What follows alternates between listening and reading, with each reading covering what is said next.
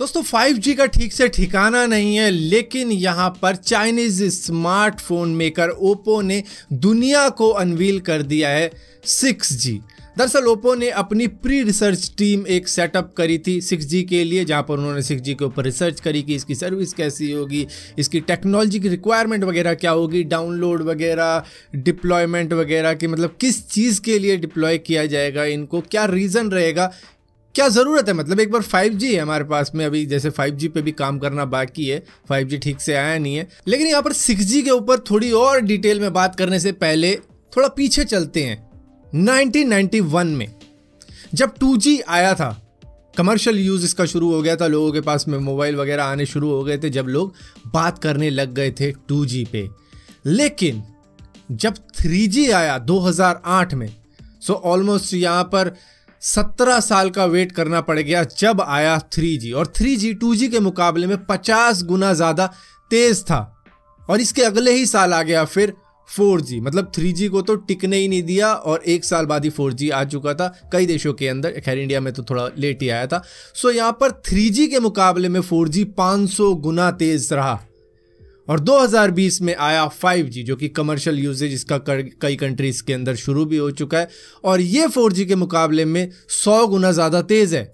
लेकिन यहाँ पर जब 6G आएगा, आपको पता है 6G कितना तेज़ रहेगा 5G के मुकाबले में, जबकि 5G खुद इतना ज़्यादा तेज़ है कि आपको अगर पीक स्पीड उसकी मिल जाए तो वो 20 Gbps तक लेके जा सकता है। वो डिपेंड करता है कि कितनी स्पीड कौन सा नेटवर्क दे रहा है। और यहीं पर अगर 6G की बात करोगे तो भैया 6G करीबन 50 गुना ज़्यादा तेज़ रहेगा 5G के मुकाबले में। और फिलहाल के लिए तो ये कमर्शियली बहुत लेट आएगा, मतलब 2035-2040 तक का वेट करना पड़ सकता है हमको। हाँ, देखने को शायद 2028 को ही मिल जाए इसकी स्पीड, क्योंकि तब कई सारी कंपनियां दिखा रही होंगी कि इसकी स्पीड इतनी है। अब यहाँ पर आप में से बहुत से लोग एक बात करोगे कि भैया यहाँ तो 4G की ही स्पीड इंप्रूव हो जाए तो वही गनीमत होगी, क्योंकि 4G के ही अंदर हमको 300 kbps की स्पीड मिल रही है, 400 kbps की स्पीड मिल रही है। वो जस्टिफाई नहीं करती 4G नेटवर्क को। तो इसमें इम्प्रूवमेंट होनी चाहिए, क्योंकि यहाँ पर आराम से लोगों को 4 से 5 Mbps की स्पीड तो मिलनी ही चाहिए, इतनी तो होनी चाहिए। लेकिन लोगों को फिर 100-200 kbps पे भी गुजारा करना पड़ रहा है 4G नेटवर्क के अंदर। तो यहाँ पर ये हालात हैं इंडिया में 4G के भी, और इसी की वजह से यहाँ पर ग्लोबल इंटरनेट स्पीड का जो इंडेक्स है उसके अंदर इंडिया करीबन 130वें नंबर पर आता है, जबकि यहाँ पर ब्रॉडबैंड की भी अगर एवरेज स्पीड देखो तो वो 35 Mbps होती है। हालांकि 2019 के वक्त में 11 Mbps थी एवरेज स्पीड। सो खैर उससे तो इम्प्रूवमेंट हुई है, ये ब्रॉडबैंड की ही बात कर रहा हूँ मैं यहाँ पर। लेकिन यहाँ पर फिर वही बात आ जाएगी कि यार 4G इंप्रूव कर दो। यहाँ पर बात तो एकदम सही है कि 4G इंप्रूव कर दो, लेकिन 4G इंप्रूव हो गया उसके बाद क्या? आगे तो बढ़ना ही पड़ेगा, क्योंकि अगर हम मोबाइल को सिर्फ यही समझते कि ये तो सिर्फ कॉल पे बात करने के लिए ही होता है, तो अभी भी हम 1100 के एरा में ही जी रहे होते। जो नोकिया 1100 आता था उसी के एरा में जी रहे होते। लेकिन इंप्रूवमेंट हुई, फिर हमने देखा नोकिया की N सीरीज़, जहाँ पर गेमें बड़ी कमाल की होती थी। और क्या कोई सोचता था उस वक्त में कि यार ये मोबाइल हमारे हाथ आएगा? मतलब हम ड्रीम करते थे कि ये मोबाइल मिल जाए ना तो भाई मज़ा आ जाएगा, क्योंकि इसके अंदर गेम्स भी है, मूवी वगैरह भी देख सकते हैं। लेकिन आज आपके हाथ में 1000 गुना अच्छा मोबाइल होगा उससे, और वो भी उससे कम प्राइस में।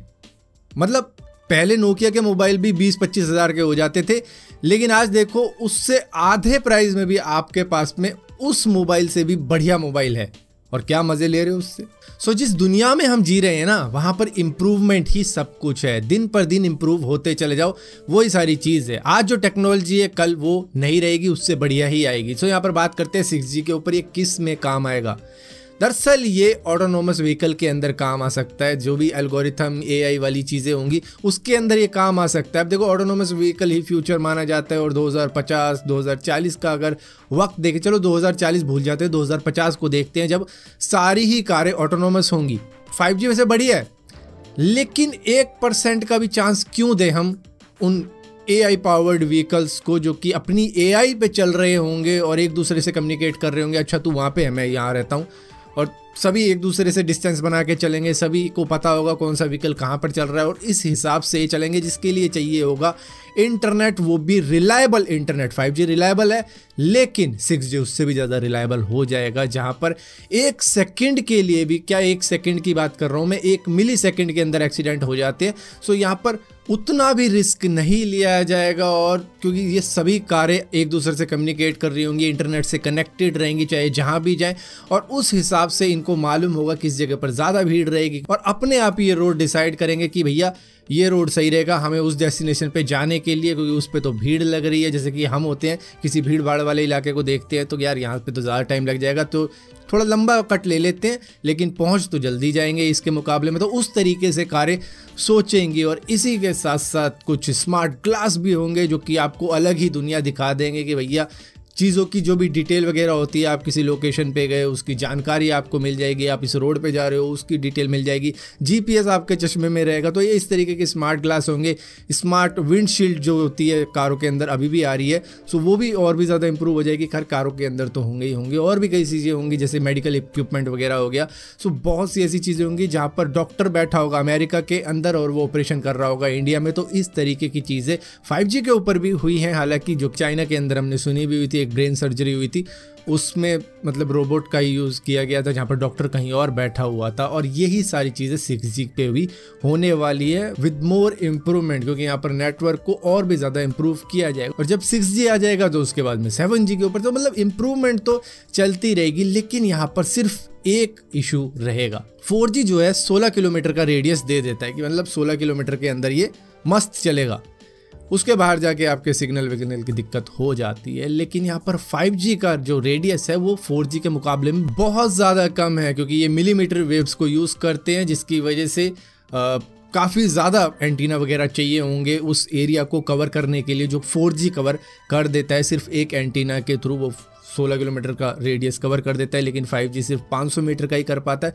तो उस हिसाब से आप अंदाज़ा लगा लो कि कितने ज़्यादा की ज़रूरत होगी। और यहाँ पर 6G 5G से भी बढ़िया है, सो यहाँ पर और भी कम रेडियस रहेगी इसकी, सो यहाँ पर और भी ज़्यादा एंटीना रहेंगे। सो बस यही इशू है कि ये किस तरीके से इंफ्रास्ट्रक्चर बनाएंगे इस 6G के लिए और ये 5G के लिए। खैर 5G के लिए तो कई जगहों पर मतलब छोटे एरिया में, जैसे कि कोई सोसाइटी हो गई उसको कवर कर दिया, कोई हॉस्पिटल हो गया उसको कवर कर दिया, एक एरिया है जैसे कि मान लो कनॉट प्लेस हो गया, वहाँ पर लगा दिए 5G के सारे टावर, तो उसको कवर कर दिया। तो इस तरीके से तो एरिया बाय एरिया काम कर सकते हैं, लेकिन इसी तरीके से थोड़ा थोड़ा करके पूरे देश को कवर किया जा सकता है। लेकिन रोड्स को किस तरीके से कवर किया जाएगा, बड़ी बात वही रहने वाली है। मे बी स्ट्रीट लाइट जो होती है उसके थ्रू भी किया जा सकता है, तो देखा जाएगा कि किस तरीके से होगा। लेकिन हाँ, बातें तो हो रही हैं 6G के ऊपर कि वो 5G से भी बढ़िया होगा, लेकिन यहाँ तो 5G देखने को नहीं मिला अभी तक। तो हाँ, 5G का फ़ोन ज़रूर लेके घूम रहे हैं लोग।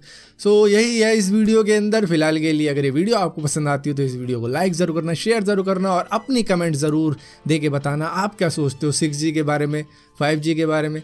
कमेंट तो यही निकल कर आएगी कि भाई 4G ही इम्प्रूव करवा दो। वैसे तो दाढ़ी के बारे में भी कमेंट आएगी आज। फिलहाल के लिए अगर ये वीडियो पसंद आती है तो इस वीडियो को लाइक ज़रूर करना, शेयर ज़रूर करना और इसी तरीके की और भी वीडियो देखने के लिए चैनल को सब्सक्राइब जरूर करना। सब्सक्राइब किया है तो बेल का आइकन जरूर दबाना, वरना आपको मालूम भी नहीं चलेगा मैंने कोई वीडियो डाली भी है।